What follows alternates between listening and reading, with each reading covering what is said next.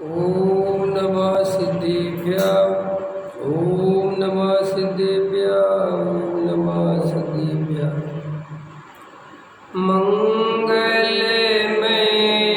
मंगले करन वीतराग विज्ञान।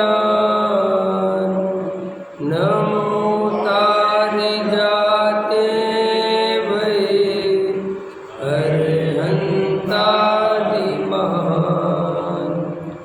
करे मंगल करहु महा ग्रंथ करन के कार। जाते मिले समाज सब पावे निज पद राज। इस भव तरु का मूल एक जानहु मिथ्या भाव। ताको कर निर्मूल अब करिए मोक्ष उपाय। मोक्ष मार्ग प्रकाशक आचार्य कल पंडित टोडरमल जी द्वारा रचित 7वां अधिकार जैन मिथ्या दृष्टियों का विवेचन। ये जो 7वां अधिकार है ये टोडरमल जी साहब का बहुत विशेष मौलिक चिंतन है। ऐसा हेडिंग जैन मिथ्या दृष्टियों का विवेचन या जैन धर्म में जन्म लेने पर भी, सच्चे देवशास्त्र गुरु का अनुयायी बनने पर भी, ब्रजशील संयम आदि का पालन करने पर भी, है ना, जीव मिथ्या दृष्टि कैसे बना रहता है, अथवा स्वाध्याय करने पर भी, तत्व समझने पर भी जीव मिथ्या दृष्टि कैसे बना रहता है, ये बहुत सूक्ष्म विवेचन आचार्य कल टोडरमल जी साहब ने इस 7वें अधिकार में किया है। और जो भी जीव स्वाध्याय करते हैं, तत्व ज्ञान से जुड़े हुए हैं, अथवा जो भी मोक्ष मार्ग चाहते हैं, उनके लिए 7वां अधिकार अमृत के समान है। भूल निकालने के लिए इतनी औषधि है।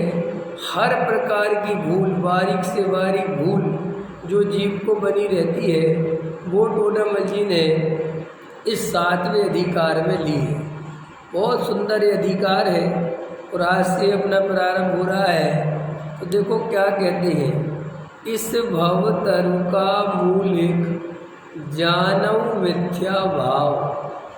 इस संसार का ये जो भाव चल रहे हैं, ये जन्म मरण चल रहा है, ये जो 4 गति परिभ्रमण चल रहा है, ये जो संसार चल रहा है, इन सब का कारण एक मिथ्या भाव को जानना चाहिए। मिथ्या भाव में मिथ्या दर्शन, मिथ्या ज्ञान और मिथ्याचार है। लेकिन वास्तविकता तो ये है कि जिसके मिथ्या दर्शन होता है उसके मिथ्या ज्ञान और मिथ्या चारित्र होता ही होता है, और जिसके मिथ्या दर्शन नहीं होता उसके मिथ्या ज्ञान और मिथ्या चारित्र भी नहीं होता। इसलिए इस भवतरु का मूलिक जानऊ मिथ्या भाव, अगर तुम मिथ्यात्व भी लो तो भी बात बराबर है। ताको कर निर्मूल अब उसका निर्मूल जड़ से नाश करिए मोक्ष उपाय। और मोक्ष का उपाय क्या है कि उस मिथ्यात्व का जड़ से नाश कर दो। ख्याल में है ना, ऊपर ऊपर से नहीं, जड़ से, अंदर से खत्म होना चाहिए। यही मोक्ष का उपाय है। अब देखो क्या कहते टोडरमल जी, अब जो जीव जैन हैं, जिन अज्ञा को मानते हैं, उनके भी मिथ्यात्व रहता है, उसका वर्णन करते हैं। देखो क्या गजब की बात है। जो जीव जैन हैं, जिन अज्ञा को मानते हैं, बोलो साहब, जिन अज्ञा को मानते हैं, जैसा जिन्हें भगवान कहते हैं वैसे ही विचारे करते हैं, वैसे ही मानते हैं, चलते हैं, ठीक है, फिर भी उनके मिथ्यात्व रहता है, उसका वर्णन करते हैं कि क्यों क्योंकि इस मिथ्यात वैरी का अंश भी बुरा है, इसलिए सूक्ष्म मिथ्यात भी त्यागने योग्य है। वहाँ जिन आगम में निश्चय व्यवहार रूप वर्णन है, उनमें यथार्थ का नाम निश्चय है, उपचार का नाम व्यवहार है। इनके स्वरूप को न जानते हुए अन्यथा प्रवर्तते हैं, वही कहते हैं।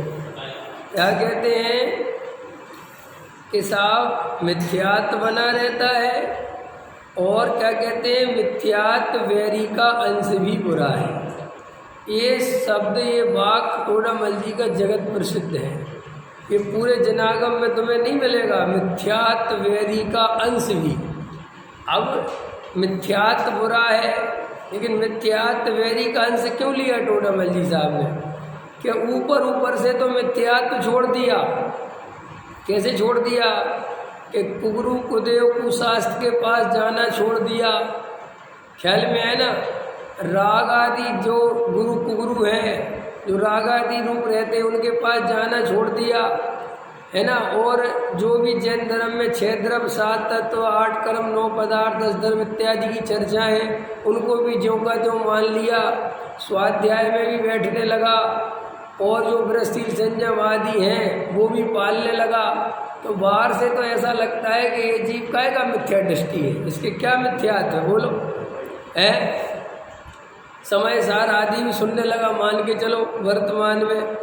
तो भी टोडामल जी साहब कहते हैं ऐसा दिखाई देने पर भी बाहर से ऐसा लगता है कि ये जीव तो ज्ञानी है, ख्याल में ना, लेकिन उसके अंदर मिथ्यात्व बना रहता है।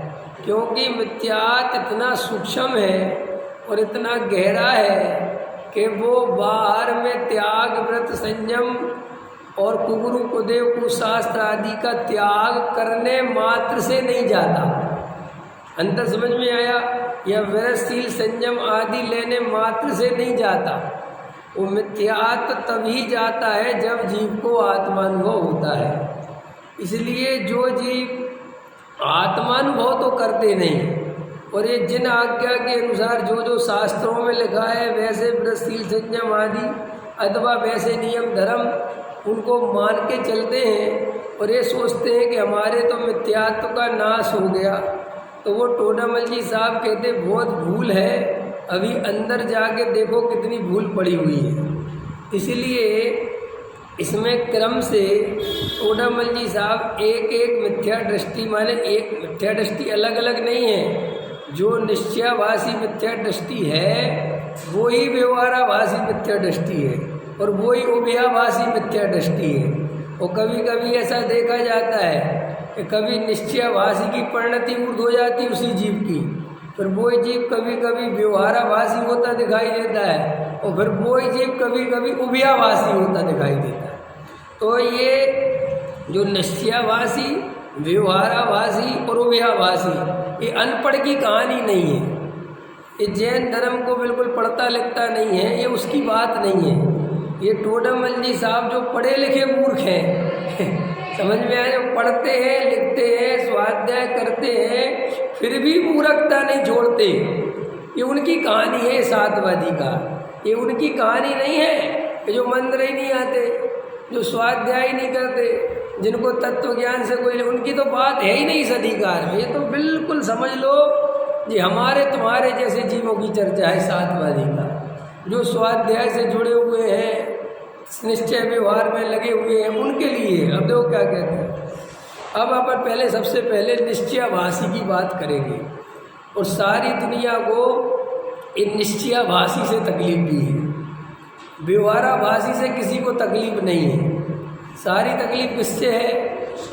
व्यवहाराभासी के प्रति तो लोगों को सही लगता है कि यार बहुत अच्छा है, कम से कम लगे तो हैं, लेकिन वो निश्चयाभासी को देख देख के बहुत जलन होती है लोगों को। हालांकि वो निश्चयाभासी है नहीं, क्योंकि निश्चयाभासी का जब अभी मैं वर्णन पढ़ूंगा तब आप देखना मिला के कि ऐसा व्यक्ति मिलना ही मुश्किल है दुनिया में जैसा। हालांकि टोडामल जी साहब जब व्यवहाराभासी का वर्णन करेंगे तो उनका तो कर्तव्य है कि वो निश्चयाभासी बताएंगे, लेकिन दुनिया में 99.99% जीव मिथ्या दृष्टि जो हैं वे मैंने पढ़े लिखे वाले वे व्यवहाराभासी मिथ्या दृष्टि है।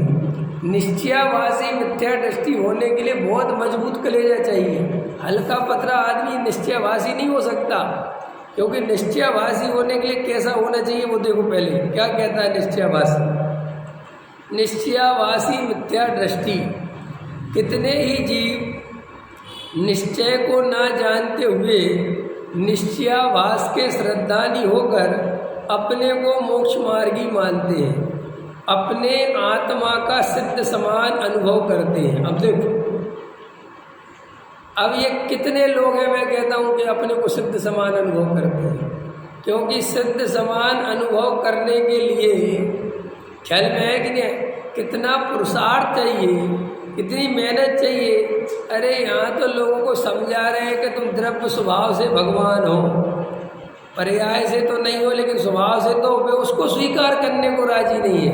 वो कहते हैं कि हम तो रागी द्वेषी हैं, लेकिन ये जो निश्चयाभासी है ना, ये कहता है कि मैं तो पर्याय में ही सिद्ध हूँ। एक बात, आप प्रत्यक्ष संसारी हैं और भ्रम से अपने को सिद्ध मानते हैं, सो वहाँ मिथ्या दृष्टि है। कैसे? भ्रम से। माने निश्चयाभासी के संदर्भ में एक बात और अच्छे से समझ लेना, हालांकि भी पढ़ेंगे। ये जो टोडामल जी साहब ने पहले ही नंबर पर बात कही, ये मूल है निश्चयाभासी की, कि वो पर्याय में भी अपने को सिद्ध मान लेता है। बस इतनी सी बात है। कोई निश्चयाभासी पूजा करे और पूजा नहीं करे, इससे कोई निश्चयाभासी का संबंध नहीं है। कोई व्यक्ति मंदिर आए, 10 घंटे लगाए और नहीं लगाए, इससे कोई निश्चयाभास का संबंध। वो निश्चयाभास माने पर्याय में भी अपने को भगवान मानता है, इसका नाम निश्चयाभासी। और राग देश को स्वीकार नहीं करता। ख्याल में है ना? ये निश्चयाभासी का लक्षण है। लेकिन अपन को इस तरफ ध्यान नहीं है। अपन निश्चयाभासी के नाम पर कोई व्यक्ति पूजा पाठ नहीं करे, कोई व्यक्ति वृश्चिक संयम आदि नहीं पाले, तो अपन कहते वो तो स्वच्छंदी हो रहा है, वो तो लेकिन स्वच्छंदी किसे कहते हैं पता? ये समझने लायक है। देखो भाई, आदमी कितने ही दया दान पूजा भक्ति नहीं करे, कितने ही वृश्चिक संयम आदि नहीं करे, लेकिन वो इससे स्वच्छंदी नहीं हो जाता, क्योंकि उसके अंदर ये तो पक्का है कि वृश्चिक संयम आदि करने चाहिए, मैं भले नहीं कर रहा। वो बेचारा कर नहीं रहा, लेकिन अंदर ऐसी मान्यता थोड़ी है कि मत करो। अंदर तो वो भी कहता है कि करो, लेकिन मैं नहीं कर रहा। स्वच्छंदी वो है जो अपने को पर्याय में ही भगवान मान के, क्या पर्याय में भगवान मान के राग द्वेष को स्वीकार नहीं करता, और वर्तमान परिणति में जो विकारी भाव चल रहे हैं उनका दुख नहीं मानता, वो स्वच्छंदी है, वो पापी है, वो निश्चयाभासी है। और देखो क्या कहते हैं,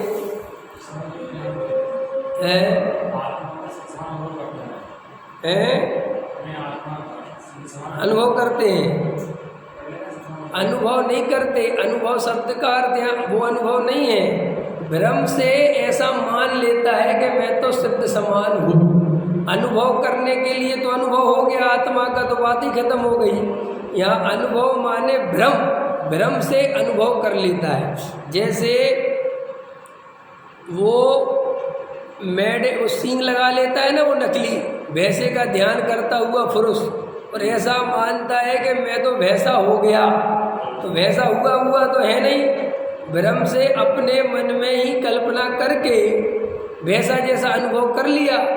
ऐसे ही मैं तो सिद्ध हूँ, मैं तो जानने देखने वाला हूँ, और 2 4 6 मिनट ऐसा मैं तो जानने देखने ज्ञाता दृष्टा हूँ, और बैठ गया और ऐसा भ्रम से अनुभव कर लिया, मान लिया कि मैं तो सिद्ध समान हूँ, और बाकी मस्त।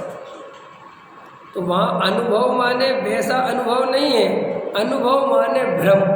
अनुभव माने क्या है? भ्रम। अनुभव से, भ्रम से अपने को सिद्ध समान अनुभव करते हैं, क्योंकि है तो संसारी, राग देश की परिणति चल रही, और अपने को पर्याय में सिद्ध समान मान लो तो मान लो, उससे वो माने उसका भी इसमें बहुत गहराई है। पर्याय में भी जो 80 नंबर की गाथा है, इसका भी अर्थ खोल देता हूँ, काम आएगा। जो 80 नंबर की गाथा है, द्रव्य गुण पर्याय से जो अरहंत को जानता है वो अपने को भी आत्मा अनुभव करता है, वो उसके मोह का नाश होता है। प्रवचन सार 80 नंबर गाथा। तो वहाँ लोगों ने द्रव्य समझा, गुण समझा, लेकिन पर्याय की चर्चा आई तो लोग कहते साहब पर्याय में तो अपन अरहंत के समान नहीं है, पर्याय में अपन रागी द्वेषी है। तो वहाँ पे 2 तरह की विवक्षाएँ बताई। एक पर्याय जैसी तू समझ रहा है राग देश की, वो वाली पर्याय ग्रहण नहीं करना। तो कौन सी पर्याय ग्रहण करना? तो वहाँ लिखा उत्पाद व्यय वाली, कि जैसे उसकी पर्याय में, उनकी पर्याय में उत्पाद व्यय हो रहा है, ऐसे ही तुम्हारी पर्याय में भी उत्पाद व्यय हो रहा है। तो स्वभाव मिल गया, मैचिंग मिल गई पर्याय की।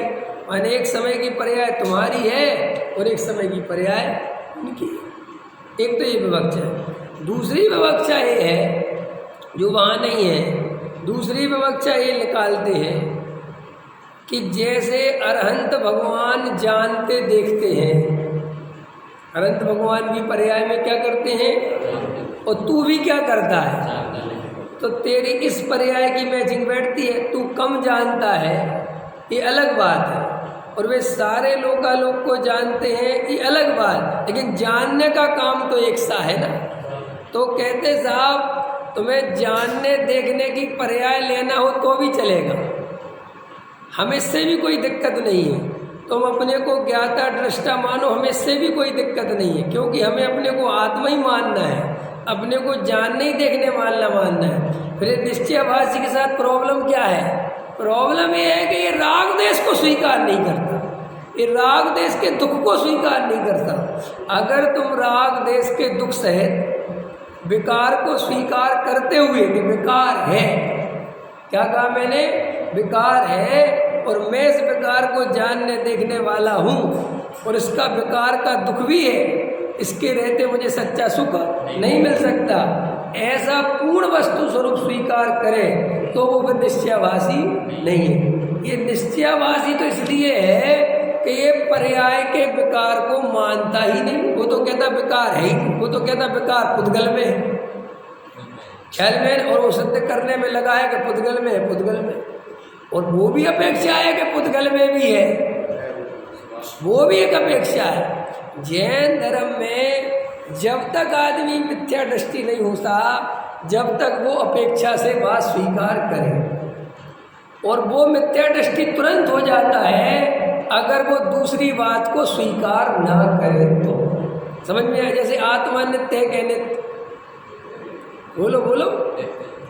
आत्मा नित्य है, घबराना नहीं, और नित्य का ही श्रद्धान करना है। लेकिन कोई कहे आत्मा नित्य कि हाँ ये भी एक अपेक्षा है, पर्याय दृष्टि से नित्य, लेकिन वो पर्याय दृष्टि को स्वीकार ही नहीं करे तो बस वो फिर कहते एकांतवादी हो गया। एकांतवादी का लक्षण यही है कि वो दूसरी बात को स्वीकार नहीं करता। देखो भाई, सभी जीव आत्मानुभव करना चाहते हैं, तो जो जीव आत्मानुभव करेगा वो पर्याय दृष्टि रखकर आत्मानुभव नहीं कर सकता। क्यों नहीं कर सकते पर्याय दृष्टि रखकर? प्रश्न है, पर्याय दृष्टि रखकर आत्मानुभव क्यों नहीं कर सकते? बताओ बताओ नवीन जी, पर्याय दृष्टि रखकर आत्मानुभव क्यों नहीं कर सकता जी? हैं? एक एक बोलो, सब बोलोगे हैं? हाँ, पर्याय दृष्टि रखकर इसलिए नहीं कर सकते कि पर्याय क्षण भर की है। अब वो उस पर जब तक टिकेगा तब तक तो वो बदल जाएगी, अब दूसरी आ जाएगी, तो फिर वो एकाग्रता किस पे करेगा, ध्यान किसका करेगा? तो इसलिए कहा साहब पर्याय दृष्टि छोड़ो, द्रव्य दृष्टि करो। लेकिन इसका मतलब ये नहीं कि पर्याय है ही नहीं। अंतर समझ में आया? डॉक्टर साहब इस बात को समझाने के लिए बहुत अच्छा उदाहरण देते हैं कि साहब हमारे पास 2 आँख है, एक आँख पर्याय को देखती है उदाहरण के लिए, और एक द्रव्य को देखती है। तो बोले साहब ये जो पर्याय वाली आँख है ना, यही मुसीबत खड़ी कर दी है। नहीं समझ में आया? अगर ये पर्याय वाली आँख नहीं होती तो हम द्रव्य ही द्रव्य को देखते। तो सूरदास ने तो दोनों फोड़ ली थी, अपन अपनी एक फोड़ लो तो क्या जा रहा, पर्याय दृष्टि का चक्कर हमेशा के लिए खत्म। तो डॉक्टर साहब कहते ये जैन धर्म नहीं है। जैन धर्म कहता फोड़ने की जरूरत नहीं है, बंद करने की भी तो व्यवस्था है ना, है? तुम बंद कर लो ना एक आँख। और क्यों कैसा बंद कर ली कि अब द्रव्य देखो कि कभी तुम्हें पर्याय देखनी हो तो खोल लेना, उसको फोड़ने की जरूरत क्या है? अगर वो फोड़ ही ली और कल के दिन पर्याय देखनी पड़ी तो फिर कैसे देखोगे? समझ में आए ना? ये तो उदाहरण है। ऐसे ही कुछ मूर्ख ऐसे होते हैं कि उनको क्या है कि दिमाग में पर्याय पर्याय पर्याय से चढ़ हो गई है, ख्याल में है ना? और साहब पर्याय दृष्टि, अरे भाई पर्याय दृष्टि पर्याय होने से नहीं होती है, तेरी अंदर की मान्यता खोटी है, तेरी स्वयं की नज़र खोटी है। पर्याय क्या करेगी? स्त्री जा रही है और विकार तेरे अंदर है तो स्त्री तेरे विकार में निमित्त बनेगी, और तेरे विकार हो ही नहीं तो स्त्रियों का झुंड लगा रहे, विकार थोड़ी हो सकता है। सारे दुनिया के लोग स्त्रियों को हटाने में लगे हैं, सारे ब्रह्मचारी त्यागी वृत्ति जब देखो भाषण देते रहते हैं, स्त्रियों को यहाँ बैठाओ वहाँ बैठाओ, ऐसे कपड़े मत पहनो वैसे कपड़े मत पहनो। और विकार किसके अंदर है? आपको क्या लगता है दुनिया बुर्खा पहन लेगी तो विकार बढ़ जाएगा? है आदमी के दिमाग में भरा है ना, निमित्त की दृष्टि है ना, समझ में? अरे विकार तुम्हारे अंदर है, तुम क्या कर रहे हो? जगत को बाहर से सुधारते हो, और जगत बाहर से कभी सुधरता नहीं, अंदर से सुधरे तो बाहर अपने आप सुधरा हुआ दिखाई देता है, अंतर समझ में? लेकिन स्त्रियों से भाग के ब्रह्मचारी बना है तो उसको लगता है कि स्त्रियां दिखेंगी तो मेरा ब्रह्मचर्य व्रत खंडित हो जाएगा। अंदर का तो ब्रह्म देखा नहीं, अंदर का तो आत्मा देखा नहीं, स्त्री का भेद मिटा नहीं, स्त्री से भगवान आत्मा दिखाई देती नहीं, स्त्री स्त्री दिखाई देती है, तो बस स्त्रियों से भागता फिरता है। और फिर तुम्हें भी समझाता फिरता है कि तुम भी दूर रहो। ख्याल में है कि नहीं आया? दूर रहो दूर रहो दूर रहो। अब तुम्हें भी भरा दूर रहो, दूर क्या रहो? दूर रहने से विकार मिटता होता तो विकार मिटाना बहुत आसान था। मंदिर जाने से धर्म होता होता तो धर्म करना बहुत आसान होता। भूखे रहने से धर्म होता होता तो धर्म बहुत आसान होता। अरे धर्म इतना ही तो बात है कि इन सबसे नहीं होता, इसलिए तो कठिन है।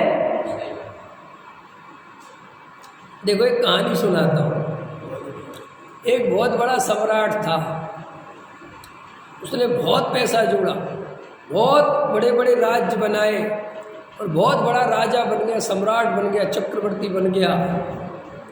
और एक दिन उसे ऐसा विचार आया, उसके मंत्री ने कहा कि महाराज आपके पास कोई कमी नहीं है, आपका जीवन एकदम कृत है, आप बहुत शक्तिशाली सम्राट हो। बोले वो तो मैं हूँ। बोले लेकिन एक कमी है। बोले क्या कमी है? बोले आपके पास धर्म नहीं है। धर्म तो उसने कहा ये क्या होता है?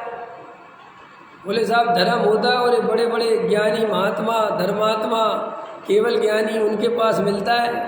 बोले कोई बात नहीं, वो भी ले आते। गया फटाफट एक मुनिराज के पास, एक साधु के पास गया, बहुत प्रसिद्ध साधु थे, ज्ञानी साधु के पास पहुंचा और बोले महाराज नमस्कार, मुझे थोड़ा धर्म दे दो। क्या मांगा? बोले आप मेरे बारे में तो जानते ही होगे। मुनिराज ने कहा जानता हूँ। बोले मैं फलानी जगह का चक्रवर्ती हूँ, देखो ये सेना और ये सब राज्य जहाँ जहाँ तक आप विचरण करते हो सब मेरा राज्य है। ख्याल में है कि नहीं आया? बोले ठीक है। बोले मुझे थोड़ा धर्म दो। तो उन्होंने कहा एक काम करो,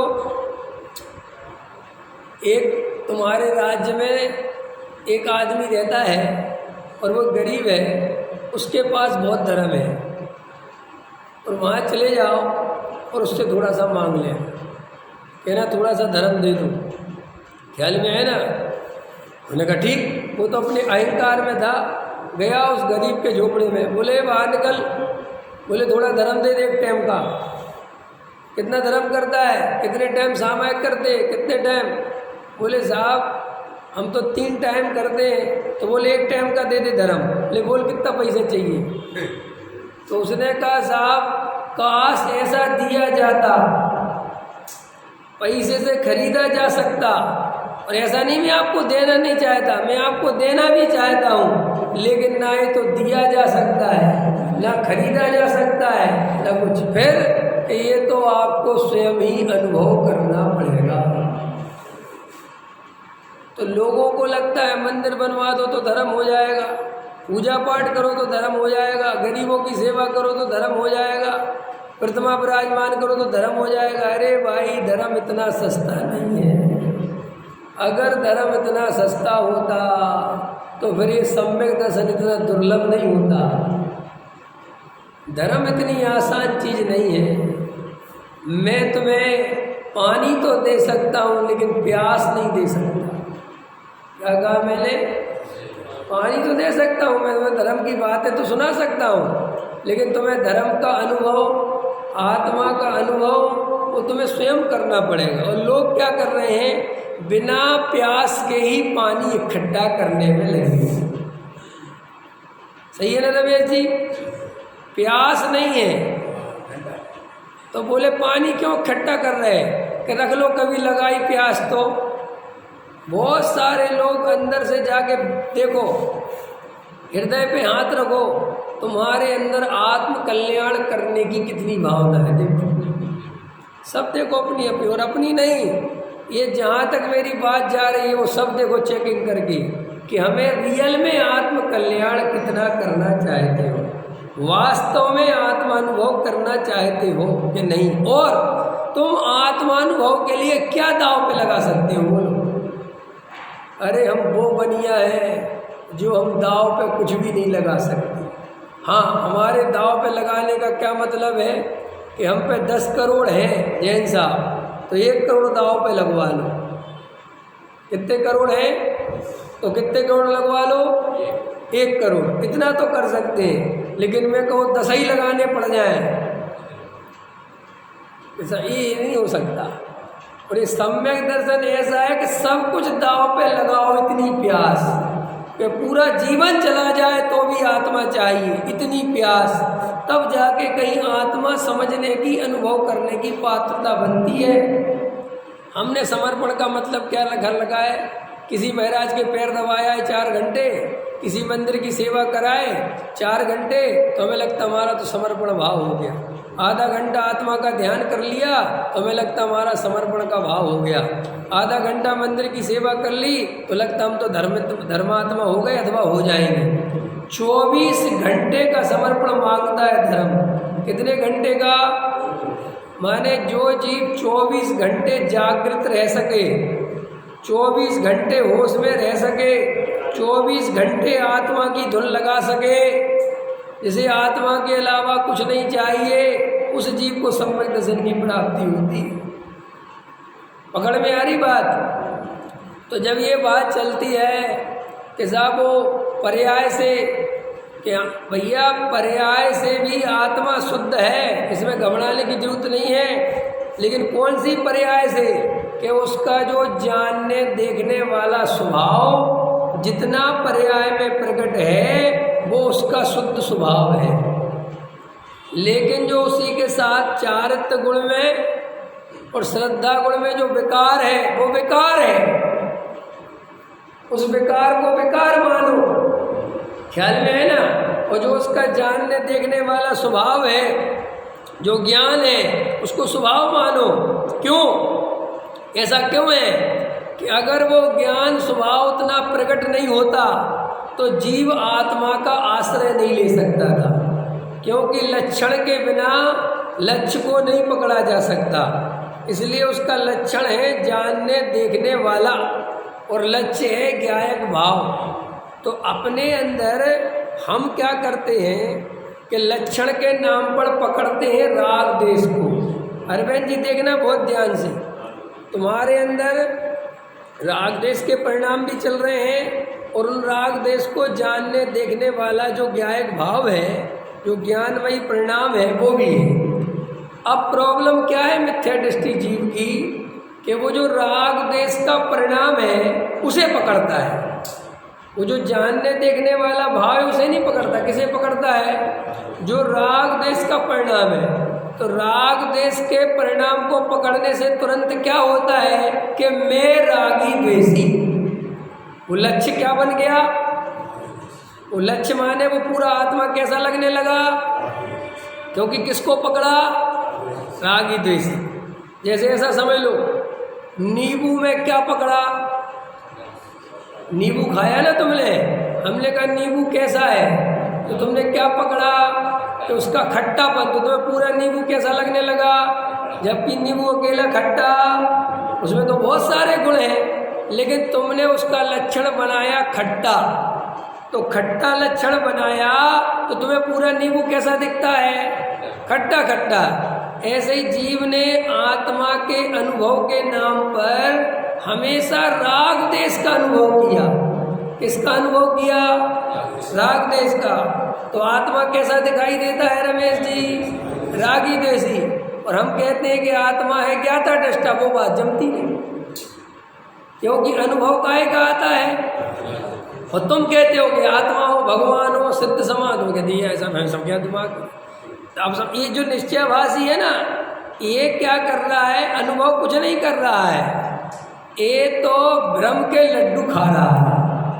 इसे चल तो रहा है परिणति में दुखई, इसके दृष्टि तो राग देश पे ही है, घबराना नहीं। लेकिन ये भ्रम से मैं तो सिद्ध हूँ और सिद्ध रहे, अपने को सिद्ध मानकर कुछ नहीं करता धरता, कोई ज्ञायक भाव की दृष्टि नहीं करता, और बस मैं तो सिद्धू और घूमता रहता है और अपनी मस्ती में रहता है और विषय भोगों में ही लगा रहता है। मैंने सुख सारा संजोगों से मानता है और कहता है कि मैं आत्मा हूँ, और वे संयोग जरा से डिस्टर्ब हो जाए तो घबराता है। क्योंकि नज़र तो वही है, भरोसे तो उन्हीं के जी रहा है। इसलिए जिनके जीवों को आत्मा का बल नहीं होता, वेद ज्ञान नहीं होता, उनकी जरा सी प्रतिकूलता आते ही पूरा आत्मा बेच देते हैं। नहीं समझ में?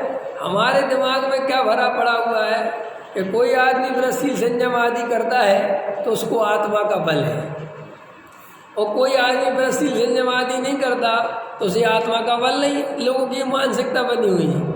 लेकिन व्रतशील संयम आदि करने से आत्मा का बल है, यहाँ से नहीं लेना। आत्मा का बल कहाँ से लेना? कि कोई जीव व्रतशील संयम आदि करे और कोई उस व्रतशील संयम आदि की निंदा करे, उसका अपमान करे, तो भी वो समता भाव से रहे, तो उसके आत्मा का बल है। अंत समझ में आया? एक महाराज है और 28 मूल गुणों का पालन करता है। समझ में आया ना? तो सब आत्मा का बल है। इससे आत्मा का बल पता नहीं चलता, ये तो कोई भी करता है। आत्मा का बल कहाँ से पता चलता है? कि उस महाराज को मैंने नमस्कार नहीं किया और फिर भी उसको कोई तकलीफ नहीं है कि तूने मुझे नमस्कार क्यों नहीं किया। उसको तुम्हारे प्रति प्रेम भी वात्सल्य भाव है, तुम में वो फिर भी भगवान ही देख रहा है। ये है आत्मा का बल। और जो खाली हम पैर के बल चलते हैं, वे सिर के बल चलते हैं, अंदर बदले बिल्कुल नहीं। कोई भोगों में लगा है, कोई छोड़ने में लगा है। और फिर कैसे पता चले कि साहब आत्मा की दृष्टि है? कि अगर उसके व्रतशील संयम आदि की उसकी क्रियाओं की बुराई करी जाए, जिनमें धर्म नहीं है, और उसे तकलीफ होने लग जाए, उसके अहंकार को चोट लगने लग जाए, तो समझ जाए ना इसके पास कुछ भी नहीं है, जीरो बैलेंस है। और वो उठ के एकदम भड़क जाए, अच्छा इसका मतलब व्रतशील संयम नहीं करने चाहिए, ये तो इसके कहने से पता चल गया कि इसको कुछ नहीं पता। क्योंकि असली सम्यक दृष्टि ज्ञानी होगा या जरा सा भी आत्मा की दृष्टि वाला होगा तो वो तो कहेगा यही वस्तु का स्वरूप है, व्रतशील संयम आदि का कर्ता मैं हूँ ही नहीं, इसमें क्या सोचना। तो हमारा जो पैरामीटर है, जो थर्मामीटर है, वो हम बहुत गलत लगाते हैं आदमी के बारे में। तो मैं अभी लगाने ही नहीं आता थर्मामीटर। तो इसलिए आत्मा का बल है, इसलिए वृषशील संयम यहाँ से पता मत करना, पता ये करना कि जब वृषशील संयम आदि की बुराई होती है तो ये शांति से बैठता है कि नहीं। बहुत सारे लोग मान कसाए के लिए सब कुछ करते हैं। काहे के लिए करते हैं? और उनको पता नहीं चलता कि हम मान कसाई के लिए कर रहे हैं, क्योंकि मान कसाई की सबसे बड़ी विशेषता यही है कि वो ये पता ही नहीं चलने देती कि मेरे लिए किया जा रहा है। अंतर समझ में आया? हर आदमी को लगता है कि हम तो धर्म के लिए कर रहे हैं, हम तो भाई धर्म की दृष्टि से कर रहे हैं, दया दान पूजा भक्ति मंदिर जो कुछ भी कर रहे हैं। अरे साहब, जिन धर्म की प्रभावना हो जाए, ये हो जाए।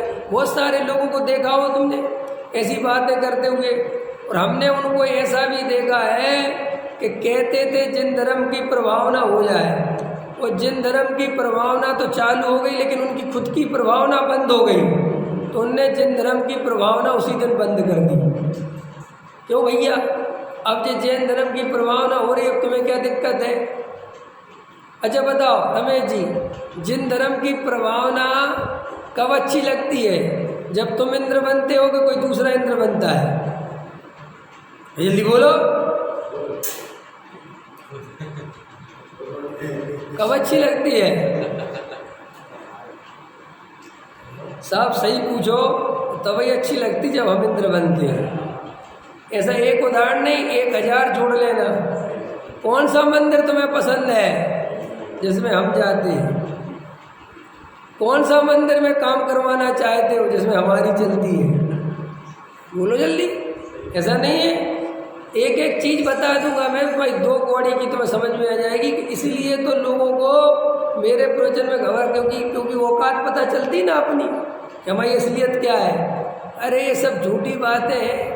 सम्यक दर्शन के बिना काय की प्रभावना, किसकी प्रभावना? ये सब मान कसाय अंदर भरी पड़ी रहती है। लेकिन अब खुल के तो नहीं कह सकता ना कि मैं मान कसाय के लिए कर रहा हूँ। तो कहेगा तो यही कह रहे जिन शासन की प्रभावना हो जाए। ये पंडितों को वही प्रभावना करनी है जहाँ उनका प्रवचन रखा जाए। और कहीं बहुत बढ़िया प्रवचन चल रहा है और उनका प्रवचन नहीं चला तो वो कार्यक्रम भी बेकार है, वहाँ सब मिथ्या दृष्टि है, सब पापी है। ये कैसी जिन धर्म की प्रभावना है? बोलो। विरोधियों के मंदिर नहीं है, वे तो मस्जिद जैसे दिखाई देने लगे। क्या है अंदर, क्या मान्यता है, क्या पता है? ये सब पंथ संप्रदाय की आग है, ये सब जिसमें जलते रहते लोग, पता थोड़ा ही। इसलिए मैं कहता हूँ शांति से बैठ के समझो तो कि हम कर क्या रहे हैं। अरे कुछ नहीं पता, गुरुदेव का नाम है, गुरुदेव की फोटो है, और अंदर ये चल रहा है कि मेरी फोटो लग जाए, मेरा नाम हो जाए। क्या कहा मैंने? गुरुदेव की फोटो है, गुरुदेव का नाम है, और जो लगे हैं ना वे सोच रहे हैं ऐसा हमारा नाम लग जाए और हमारी फोटो लगे। अब पत्र पत्रिकाओं में फोटो लगने लगी ना पंडितों की। अब अरे मोक्ष भी पीछे कैसे रहेंगे? जब महाराजों की लगने लगी तो पंडित कहते हमारी भी लगाओ। ख्याल में है कि नहीं आपको? भैया अंदर में जाके देखो, सम्यक दर्शन के बिना 8 अंग नहीं होते। क्या कहा मैंने? सम्यक दर्शन के बिना 8 अंग नहीं होते। हाँ, 8 अंगों के नाम पर मान कसाय का पोषण होता है। रमेश जी बोलो, कितना साधर्मी पना है कि जो हमारी इच्छा के अनुसार चले वो साधर्मी, और जो हमारी इच्छा के अनुसार नहीं चले वो विधर्मी। ये नहीं होता, नहीं करते ऐसा। अरे इसी मंदिर में दिखा दूं मैं, दूर जाने की जरूरत नहीं। यहीं जो अपनी इच्छा के अनुसार चले वो साधर्मी, जो इच्छा के अनुसार नहीं चले उसे विधर्मी नहीं कहते, मोक्ष उसे कहते मिथ्या दृष्टि। क्या कहते हैं? क्योंकि मिथ्या दृष्टि से बड़ी कोई गाली नहीं है। इसलिए जहाँ जैसे ग्रुप हो जाते ना, एक ग्रुप वाले दूसरे ग्रुप को मिथ्या दृष्टि कह रहे तो पापी हम जानते हैं, वे कहते वे पापी हैं। समझ में हम जानते रहे भैया, इससे पता चलता है कि अभी आत्मा की खबर नहीं मिली, अभी आत्मा की दृष्टि नहीं मिली। जो जीव रात और दिन दूसरों पे धर्म थोपते हैं, क्रियाकांड थोपते हैं, वे धर्मात्मा नहीं है। धार्मिक आदमी तो वो है जो ये बात जानता है और अनुभव करता है कि आत्मा के अनुभव के बिना धर्म नहीं होता। तो ये बात जानता है कि धर्म इतनी सस्ती चीज़ नहीं है भाई, कि 2-4 क्रियाएं करके, 2-4 मंदिर बना के, क्रियाकांड करके आत्मा मिल जाता तो फिर आत्मा की कोई कीमत नहीं होती। सम्यक दर्शन जो आचार्य भगवंतों ने कठिन लिखा ना, कि सम्यक दर्शन दुर्लभ लही जो चिंतामणि त्यों पर्याय लही तृष्टणी। जब वो त्रस पर्याय को दुर्लभ बता रहे हैं तो सम्यक दर्शन कितना दुर्लभ है। तो सम्यक दर्शन दुर्लभ क्यों है? बोले इसलिए दुर्लभ है कि किसी बाहर के क्रियाकांड से नहीं मिलता, ये पैसा का दान करने से नहीं मिलता, भोजन का त्याग करने से नहीं मिलता, मंदिर बनाने से नहीं मिलता, शास्त्र छपवाने से नहीं मिलता, शास्त्र पढ़ने से नहीं मिलता, पंडित बनने से नहीं मिलता, पंडित्याई करने से नहीं मिलता, नग्न दिगंबर मुनि बनने से नहीं मिलता, जंगल में भटकने से नहीं मिलता।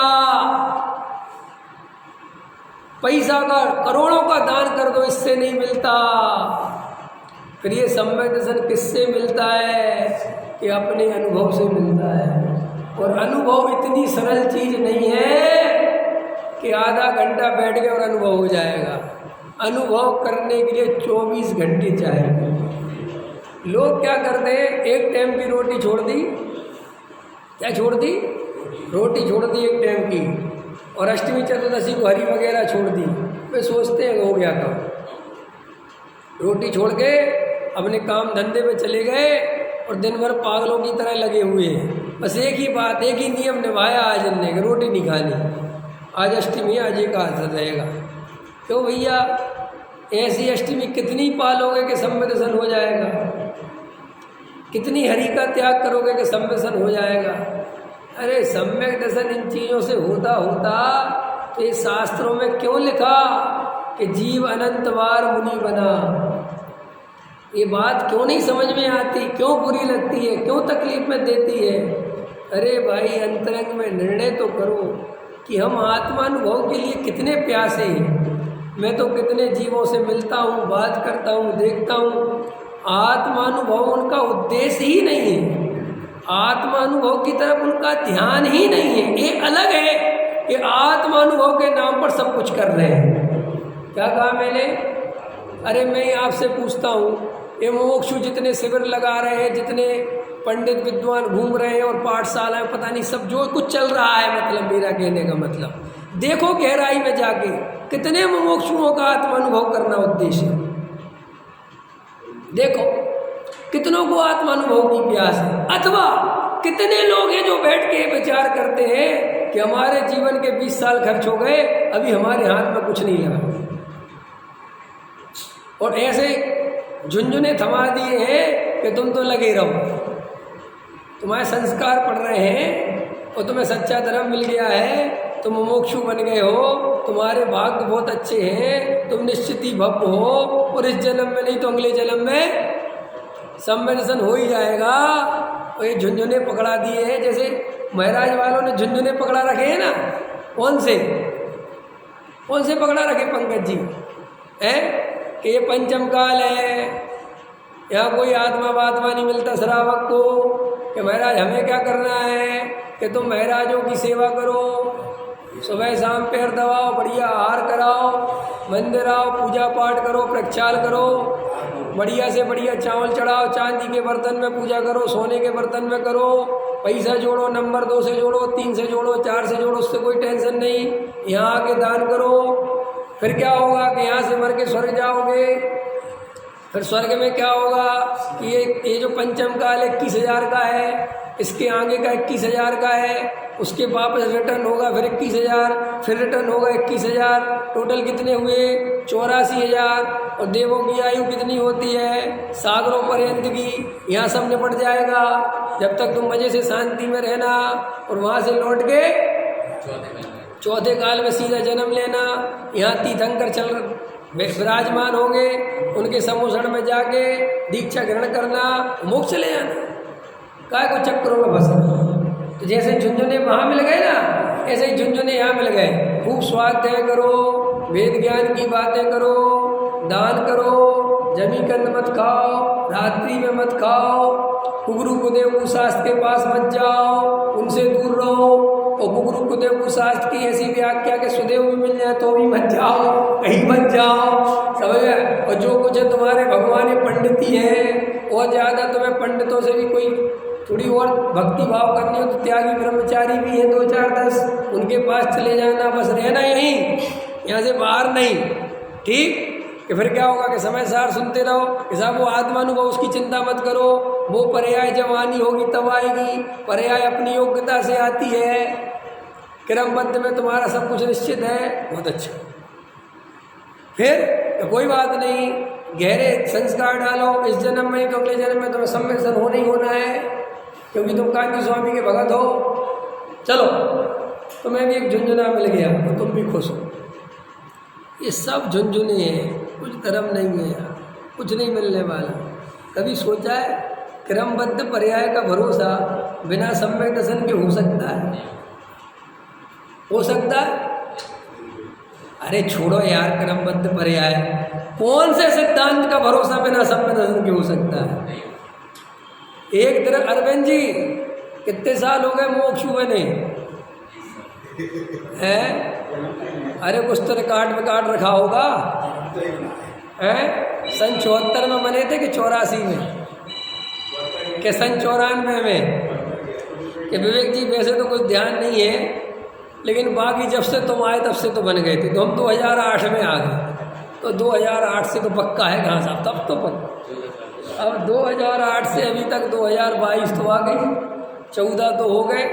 अब विचार करो, ये बात तुम्हें 14 साल पहले पता चल गई थी कि एक द्रव्य दूसरे द्रव्य का करता नहीं है, चल गई थी ना? यहाँ सब चल गई। अब मुझे बताओ हृदय पे हाथ रख के, ये बात तुम्हें कितनी अंदर से श्रद्धा में उतरी है? उतरी है ना? जब हमारे अनुसार नहीं होता काम तो हम तुरंत कहते एक तरफ दूसरे तरफ का करता धरता, और जब हमारे अनुसार होता है तब हमें याद भी नहीं आता कि एक तरफ दूसरे तरफ का करता नहीं। ये सब हमारे सिद्धांतों के हमने यूज किया है, ये सब हमारा उपयोग है। क्रमबद्ध पर्याय कब याद आती है? जब सारी ताकत लगा लेते हैं और जब कुछ नहीं होता तो कहते होता स्वयं जगत परिणाम। तो ऐसे ही तो वो भी कहता है राम तेरी मर्जी के बिना पत्ता नहीं हिलता। क्या गलती है उसमें और तुम में क्या अंतर है? वो भी तो ऐसा ही है, सेम कहानी है। क्या तुम कुछ और कहते हो, वो कुछ और कहता है, अंदर मान्यता तो कोई की कोई, चीज़ें तो कोई की। इसलिए मैं कहता हूँ मंदिर बनाने से ज्ञानी नहीं होते। बहुत मंदिर बन गए इसलिए ज्ञानी बढ़ गए, ऐसा मत समझ लेना। जितने मंदिर बढ़ते जाएं समझ लेना पंथ संप्रदाय उतना हावी हो रहा है। क्या कह रहा हूँ दिनेश जी?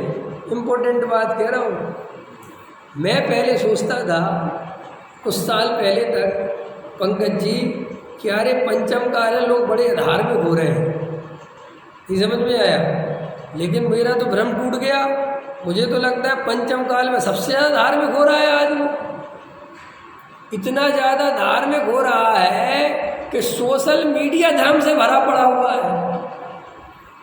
जे मंदिर हमारा है, जे मस्जिद हमारी है, जे हमारा है, जे देखो कितनी चिंता हो गई भगवानों की लोगों को। और ये वही आदमी है जो लड़ रहे हैं कि बराबर में जो मंदिर है उसके दर्शन करने नहीं जाते, लेकिन वो ज्ञान पापी वाले दर्शन करने हैं। कुतुब मीनार हमारा है। आप सोचते हो ये धार्मिक होने के लक्षण? ये कोई धर्म का, ये धर्म का नहीं है। ये तीव्र कसाय पंथ संप्रदायवाद हमारा, ये वो अब जैनी भी कूद पड़े हैं हमारे सब तीर्थ हैं। अरे जो तीर्थ है उन्हीं के ढंग से दर्शन कर लो। भगवान आत्मा यहाँ विराजमान है, मंदिरों में नहीं है। और कोई तुम्हारे तीर्थों पे कब्जा कर लेता है, नहीं समझ में आया, तो तुम उससे बढ़िया बना लेते हो, और कब्जा कर लेता तो उससे बढ़िया बना लेते हो। लेकिन ये कितने बढ़िया से बढ़िया बना और के कितने से कब्जा कर दे रहे हैं। सुख किसी को नहीं मिलना है, सुख तो आत्मा के अनुभव से ही मिलना है। देखो भाई, किसी की जगह किसी का तीर्थ हड़प लेने से कोई आदमी धार्मिक थोड़ी हो जाता है, अथवा जो धार्मिक है और उसका तीर्थ हड़प लिया तो वह धार्मिक थोड़ी हो जाता है। बोलो, सम्यक दर्शन अपनी आत्मा के अनुभव से होगा कि तीर्थ क्षेत्र में जाके होगा? अपनी आत्मा के अनुभव से। लेकिन अपने आत्मा अनुभव की चिंता है किसे? सबको लड़ना है, झगड़ना है, तीर्थों के नाम पर, गुरुओं के नाम पर, जाति के नाम पर, पंथ संप्रदाय के नाम पर, मंदिर मस्जिद के, लड़ना है सबको, क्योंकि लड़ना ही जीव का स्वभाव बना हुआ है। आत्मानुभव करना कौन चाहता है? इसलिए पर्याय दृष्टि छोड़ना जरूरी है, क्योंकि द्रव्य स्थिर है, द्रव्य स्वभाव है, सदा काल एक रूप रहता है। पकड़ में आ गई बात? तो देखो भैया, अपने को रागी द्वेषी दृष्टि रखी तो अपने को रागी द्वेषी माना। यहाँ पर जो निश्चयाभासी का प्रकरण चलेगा, इसकी दृष्टि ही खोटी है।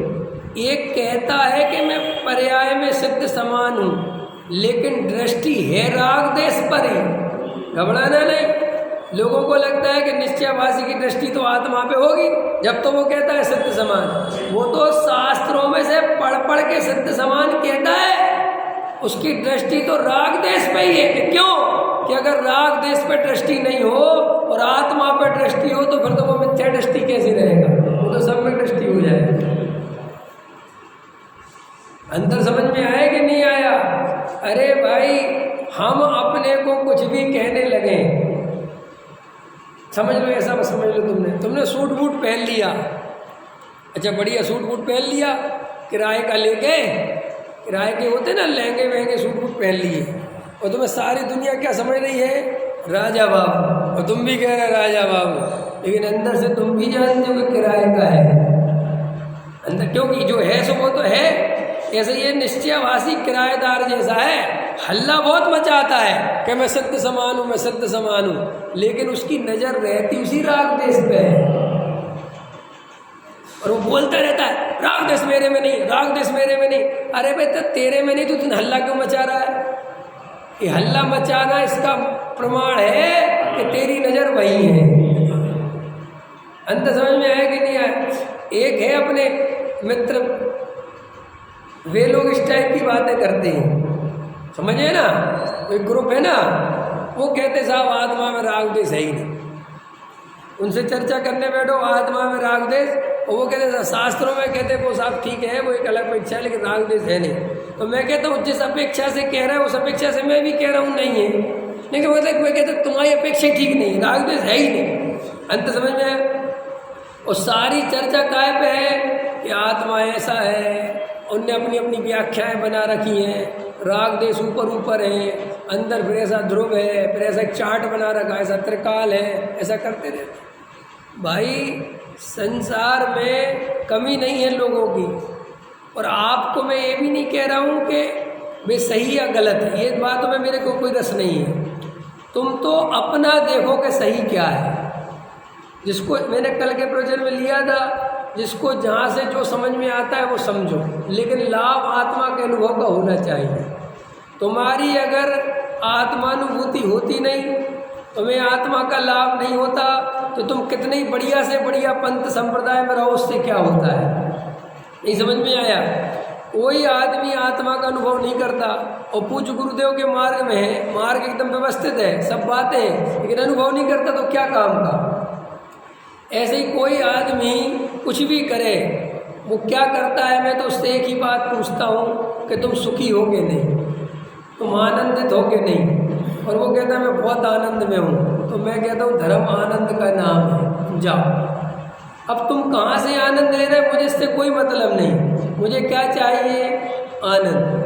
प्रत्येक जीव आनंद में रहे, दुखी नहीं रहे, ये सुखी रहे, ये जीव का लक्षण है। कौन किस पंथ संप्रदाय में मानता है भैया तू मान, मैं तेरे मनाने नहीं मानने वाला कौन होता हूँ। इसीलिए ये निश्चयाभासी बोलता तो बढ़िया बढ़िया बात है, लेकिन नज़र बढ़िया बढ़िया पे नहीं है। नज़र है पर्याय पे, ख्याल में नज़र है राग देश पे। कि क्यों है? क्योंकि द्रव्य स्वभाव का अनुभव करे बिना, क्या कहा मैंने? द्रव्य स्वभाव का अनुभव करे बिना पर्याय दृष्टि छूटती ही नहीं समझ में आया? अरे पुरुष को देखे बिना स्त्री को कैसे पहचानोगे? नहीं समझ में आया? तुमने पुरुष को देखा तब तुम्हें पता है कि ये स्त्री है। स्त्री ने स्त्री को देखा फिर पता चला ये पुरुष है। अंतर समझ में आया? एक के बिना एक नहीं है। अगर ये सारे जगत में स्त्रियां होती तो बोलो फिर ये स्त्रियां हैं, इस बात की कोई कीमत बचती? पुरुष है तो स्त्री की कीमत है, स्त्री है तो पुरुष की कीमत है। पकड़ में यही बात क्या कहना चाहता हूँ? दुर्जन है तो सज्जन की कीमत है, और सारे जगत में सज्जन ही सज्जन होते तो रावण नहीं होता तो राम क्या काम के थे? अंतर समझ में आया? तो ऐसे ही जब तक द्रव्य की दृष्टि नहीं हो तब तक पर्याय की दृष्टि छूटती, क्योंकि द्रव्य देखे बिना ये पर्याय है ये कैसे पता चलेगा? इसलिए द्रव्य की नज़र जिसे होगी उसे ही पता चलता है कि पर्याय है। जिसे ज्ञायक भाव की दृष्टि होगी वो ही कहता है कि राग देश भिन्न है। कहने से भिन्न नहीं हो जाते। तुमने मान लिया कि राग देश मेरे से भिन्न है, ऐसा भिन्न भिन्न करने से भिन्न नहीं होते। इसलिए बहुत सारे लोग हैं जो शास्त्रों से पढ़ पढ़ के आत्मा तो राग देश से भिन्न है, आत्मा तो राग को छूता नहीं, राग में जाता नहीं, राग कभी होता ही नहीं, आत्मा राग का करता नहीं, राग का भोगता नहीं। ऐसे दो चार श्लोक, दो चार गाथाएं, दो चार नियम धर्म याद कर लेते हैं और खुश होते रहते हैं। और नज़र काय पे बनी रहती है 24 घंटे राग देश में। और आधा घंटा बैठ गए मैं तो शुद्ध हूँ, मैं तो जानने देखने वाला, और उस आधा घंटा की दम पे सोचते हैं कि मैं तो सम्मेसन हो गया। लेकिन 23 घंटे काय पे नज़र थी? साहब 23 घंटे का तो हिसाब ही नहीं पता काय पे नज़र थी। हम तो बेहोश थे, तो वो तुम आधा घंटा भी बेहोश ही थे, उसमें तुम होश का नाटक कर रहे थे। अंतर समझ में आया? विचार सहजानंदी सोचत अविनाश